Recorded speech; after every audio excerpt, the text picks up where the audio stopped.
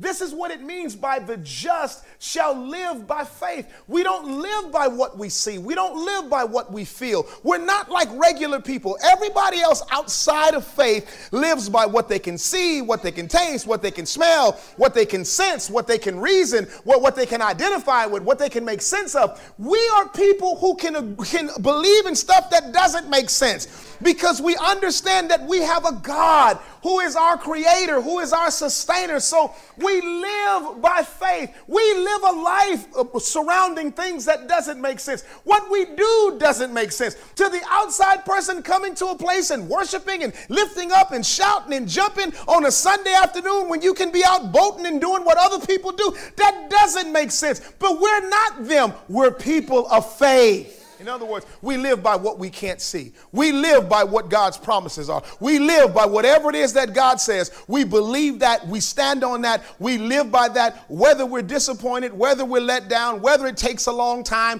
whether it's longer than I thought, whether I didn't get what I wanted to get, whether it didn't come the way that I thought it would come. At the end of the day, we as children of God, the justified, shall live by faith. Am I making some sense? We live by the promises that God has given us. Yes, we have jobs, but jobs are our stewardship. God is our source. Am I making some sense? He says to us in no uncertain terms that if you live right, if you live your life right, if you honor me, if you put my business first, I'll take care of you. Am I making some sense? He gives us what it is that we need to cling to and hold on to in spite of life circumstances. Hence, which is why Paul drives the point home and says the just, or my righteous ones, will live by faith. Am I making some sense? Now, he says, but I will take no pleasure in anyone who turns away. So in other words, for the believer, follow me now, for the believer, there's only one direction. We don't have a reverse.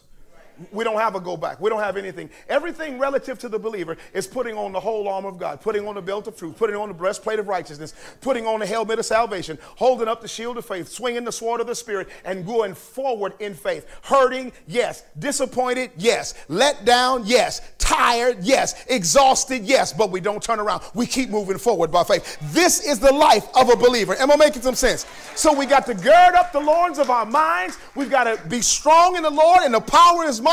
Put on the whole armor of God, and in the evil day, we got to stand. We're not looking back. We're not going back. We're not turning back. We're not talking about back things, talking about back talk. The only thing we do as children of faith, if we wounded, we go forward in faith. If we got to cry, we go cry in faith moving forward. If I'm at the end of my rope, I'm going to be at the end of my rope moving forward in faith. And if I die, I'm going to die in faith.